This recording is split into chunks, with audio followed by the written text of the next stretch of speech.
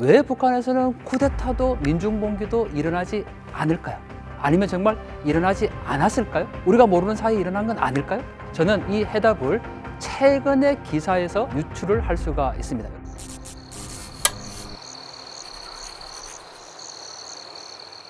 안녕하세요. 동아대학교에서 북한을 가르치고 있는 강동환 교수입니다. 여러분들 북한에 대한 정보가 많지 않죠? 언론에 가끔 북한의 소식들이 나오면 그게 사실일까? 이렇게 또 생각하기도 하고 특정한 모습들이 또 왜곡되는 그런 상황들도 벌어집니다. 망원 렌즈를 하나 갖고 북중 국경 1,400km를 직접 달리면서 압록강과 두만강 건너에 있는 북한의 모습을 촬영을 했습니다. 김정은이 지금 통치하고 있는 북한 어떤 모습일까? 북한이 주장하는 것 중에 수령복이라는 게 있어요. 뭐냐면 자기들만 전 세계에서 유일하게 수령을 모시고 산다. 그게 수령복이에요. 그래서 우리가 새해 복 많이 받으세요 이렇게 얘기하지만 북한 주민들은 수령복을 누리세요 이렇게 얘기합니다. 수령복을 누리고 있고 무상교육과 무상의료, 무상급식이 이루어지고 있고 무상배급이 이루어지고 있고 그러면서 사회주의 지상낙원이라고 선전하고 있고 심지어 최근에는 김정은이 21세기에 가장 걸출한 위대한 영웅이다라는 내용까지 이 노동신문을 통해서 보도를 하고 있습니다. 제가 직접 촬영한 영상과 사진을 통해서 북한 주민들이 얼마나 어렵게 힘들게 참혹하게 살아가고 있는지를 한번 살펴보겠습니다. 저는 모든 권리 가운데 가장 심각한 인권 유린이 이 북한의 여성 인권이라고 생각합니다. 한겨울에 북한 여성이 수백 미터를 걸어와서 지금 빨래를 하고 있는 장면입니다. 그 중에 한 분을 확대를 해봤습니다. 그러면 이렇게 보입니다. 얼음 위에서 지금 빨래를 하죠. 이 빨래를 하는 것도 문제지만 어떻게 말릴 것인가도 문제입니다. 제가 촬영할 때 기온이 몇 도 정도 됐을까요? 정확히 온도계가 가리킨 기온은 영하 28도였습니다. 이 압록강의 강바람 체감 온도를 감안하면 영하 30도, 40도가 넘는 추위입니다. 거기에서 지금 여성이 빨래를 하고 있는 장면이죠. 빨래뿐만 아니고 물을 길르러 압록강에 나오는 모습을 볼 수가 있어요. 그것도 수백 미터를 걸어서 겨우 물 한 동이를 구할 수 있는 장면입니다. 그러니 북한 주민들의 특히 여성들의 인권이 얼마나 열악한 상황이라는 것을 알 수가 있죠.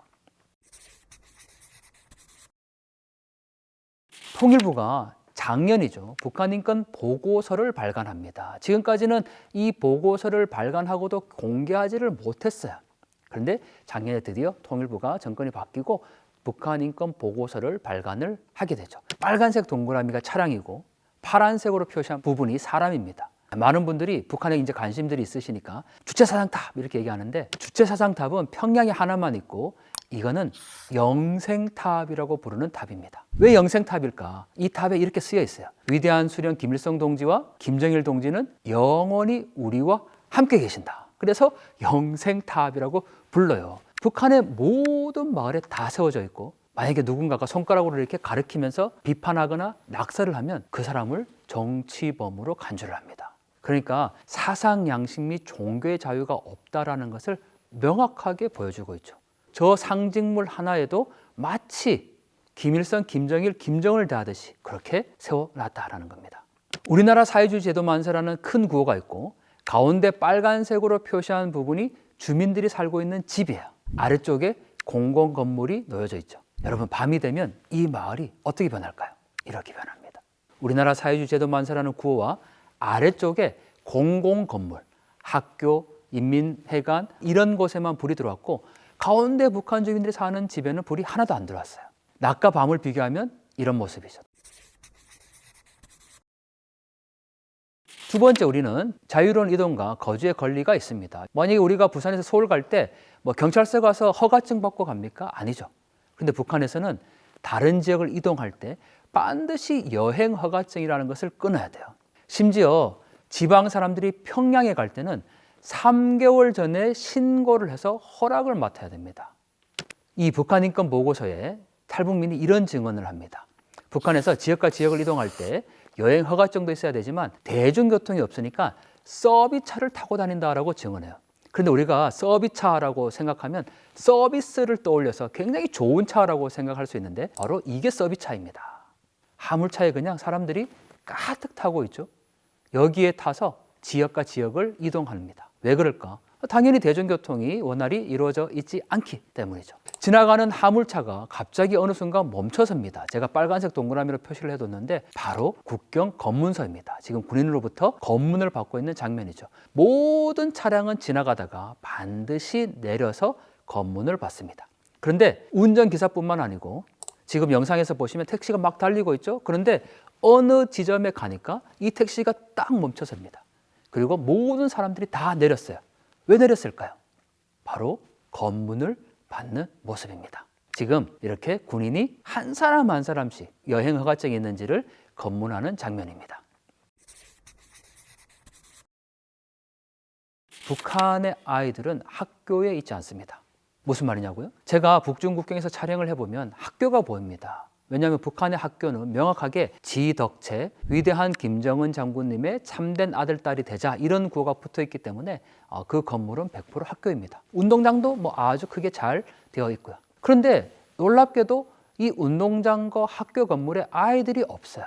대부분의 아이들이 이렇게 일을 하러 갑니다. 지금 트럭을 타고 아이들이 가고 있는데 이 장소는 천길 낭떠러지 길이에요. 제가 망원렌즈로 촬영을 해서 그렇지만 저기 멀리에 트럭이 지나가고 있었고 확대를 해보니까 거기에 아이들이 타고 있어요. 이 아이들은 지금 농촌 동원을 가고 있는 거예요. 우리가 농촌 체험활동 가고 방학 때 그런 개념이 아니에요. 이건 그냥 농촌 동원이라고 불러요. 이 농촌 동원은 길게는 한 달간 가는 경우도 있어요. 실제로 그냥 농촌에 가서 일을 하는 겁니다. 아이들이.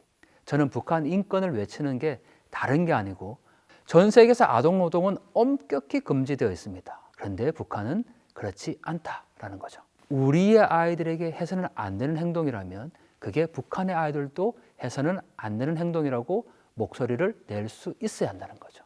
강변에서 낚시를 하고 있는 아이의 모습입니다. 이 아이는 지금 낚시를 하고 있지만 낚시라고 표현할 수가 없습니다. 겨우 나뭇가지에 바늘 하나를 달아서 고기를 잡고 있고 목에 자기가 잡은 물고기를 걸어 놓았습니다. 저 물고기가 오늘 저녁 이 아이 가족들의 한 끼 식사가 될 수도 있겠죠. 북한에서 이런 구호가 있어요. 쌀로서 당을 받들자. 아니 자기들도 지금 먹을 게 없는데 그 쌀을 당을 위해서 바치자. 이렇게 지금 구호를 붙여놨고 여러분들 지금 이 모습은 산으로 보이세요? 밭으로 보이세요? 네, 정답은 산에 있는 밭입니다.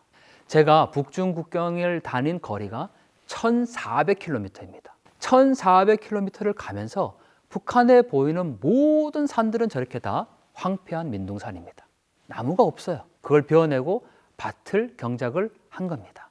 그걸 통해서 겨우 북한 주민들이 지금 먹는 문제를 해결할 수가 있죠. 지금 보이는 건 아파트인데 15개 집이 있죠. 한 창문을 한 집으로 본다면 바깥의 외형만 보고 야, 저 집 참 잘 산다 못 산다 이렇게 구분할 수도 없고 그렇게 해서도 안 돼요. 알 수 없기 때문에. 그런데 그냥 연구 차원에서 북한의 아파트를 보면 제일 잘 살 것 같은 그나마 형편이 좋을 것 같은 집은 빨간색으로 지금 표시된 집이겠죠. 왜 그럴까? 검은색으로 보이는 게 태양열 지열판입니다. 노란색은 옥수수예요. 먹는 문제 해결됐고 전기 사정이 어느 정도 해결된 거죠. 그러면 제일 형편이 어려울 것 같은 집은 어딜까요? 왼쪽에 제일 위쪽과 아래쪽에 있는 이 두 집이겠죠. 그래도 지금 아래쪽에 있는 집이 위쪽보다는 형편이 조금 낫습니다. 왜 그럴까? 그나마 창문에 비닐이 씌운 거예요. 여러분들 이 15가구 집 중에 어떤 집도 창문에 유리창이 없어요. 대부분의 북한 집들의 유리창마저도 아주 귀한 물건이라는 겁니다. 그런데 제가 이렇게만 말씀드리면 북한이 마치 1950년대, 60년대 한국의 모습 같고 전쟁 이후의 모습을 보여주고 있는 것 아니냐 이렇게 생각하실 수 있지만 지금까지 제가 보여드렸던 장면들은 불과 2, 3년 전에 다 촬영이 된 모습들입니다. 이 모습만 보면 정말 북한이 어렵고 우리가 통일하기 너무 이제 힘들다라고 생각할 수 있지만 북한 주민들이 변하고 있어요. 북한이 이렇게 열악한 상황에서도 북한 주민들은 그러면 왜 시위나 민중봉기를 하지 않을까 이런 질문들을 많이 하세요. 심지어는 북한에서는 왜 쿠데타가 일어나지 않아 이렇게도 질문을 하십니다. 왜 북한에서는 쿠데타도 민중봉기도 일어나지 않을까요? 아니면 정말 일어나지 않았을까요? 우리가 모르는 사이에 일어난 건 아닐까요? 저는 이 해답을 최근의 기사에서 유출을 할 수가 있습니다. 여러분들 얼마 전에 나온 기사를 보면 북한에서 중학교 교사가 자유민주정당을 만들어서 그걸 가지고 사람들에게 유포하다가 결국은 적발이 되어서 아주 심각한 처벌을 받았다라는 기사가 나옵니다. 저는 깜짝 놀랐습니다. 우리는 지금까지 북한에서 쿠데타나 민중봉기가 나지 않은 것이 북한에서는 두세 사람만 모여도 단속을 하고 특히 정권을 비난하거나 반대하는 내용에 대해서는 절대 말하지 못한다라고 그렇게 알고 있습니다. 뭐 밤에 지도새도 모르게 그냥 정치범 수용소로 끌려간다. 그리고 또 처형까지 시키고 공개 총살도 시키고 심지어는 3대가 멸족된다. 그런 두려움 때문에 누가 그렇게 쿠데타나 시민 봉기를 할 수 있을까라고 생각을 했었죠. 그런데 이런 고정관념을 완전히 바꿔놓은 계기가 된 겁니다. 북한은 조선노동당 일당 독재입니다. 심지어 앞서 우리가 봤듯이 영생탁과 모자이크 벽화에 손가락질만 해도 정치범으로 간주를 하는데 거기에서 자유민주정당을 만들려고 기획한 거예요. 그리고 더 중요한 사실, 만약에 북한 정권이 단속을 했다면 그냥 이 사람을 지도새도 모르게 처형하면 되는 거예요. 그런데 이걸 주민들에게 공개적으로 내용을 알린 겁니다. 그거는 이 사람 외에도 다른 사람들이 지금 자유민주주의에 대한 생각들을 하고 있다는 거죠. 거기에 엄격히 경고를 메시지를 보낸 겁니다. 그래서 지금까지 우리가 생각했던 것처럼 북한 주민들이 뭐 시위도 하지 않고 또 민중봉기도 일어나지 않을 것이다. 이런 게 아니고 북한 주민들이 변화하고 있다는 거고 사회주의 체제 변화에서 중요한 요인 중에 하나는 쿠데타, 하나는 민중봉기 이렇게 나눠서 보는데 쿠데타를 하기에는 조금 더 가능성이 낮습니다. 왜냐하면 쿠데타를 하기 위해서는 한 사람의 지도자가 그 내부에서 사조직을 만들거나 뜻을 같이 하는 사람들이 서로 결석이 돼야 되는데 북한은 군대만큼은 철저히 통제하고 단속하고 있다는 겁니다. 그러니 어느 한 부대가 뭐 군사를 일으켜서 평양으로 진격하기 이전에 이미 그것은 다 통제가 될 수 있다라는 상황이고 그것을 너무 지금 철저하게 막고 있기 때문에 뭐 쿠데타, 군사혁명까지는 일어나기가 어렵지만 우리가 늘 통제당하고 단속 속에 있었다고만 생각하고 있었던 그 주민들이 이제 생각이 바뀌고 변화되고 있다라는 사실이 굉장히 중요합니다. 지금 정부의 대북 정책의 가장 핵심은 바로 북한 인권입니다. 우리가 북한 인권을 얘기하는 이유는 바로 지금 우리가 여기에서 누리는 자유민주주의와 사람답게 살 권리, 경제적인 풍요로움을 북한 주민들도 함께 누릴 수 있어야 한다는 사실 때문입니다. 한국에 들어온 3만 5천 명의 북한 이탈 주민들, 그리고 전쟁 이후의 실향민 분들에게는 아직도 북한에 사랑하는 가족들이 있습니다. 그들과 함께 만나는 날, 그걸 위해서 우리는 통일을 이야기하고 있습니다. 여러분들 자랑스러운 통일 대한민국을 위해서 북한 인권 개선이 절실히 필요할 때입니다. 제가 준비한 내용은 여기까지입니다. 내용이 유익하셨다면 구독과 좋아요, 알림 설정 부탁드립니다. 감사드립니다.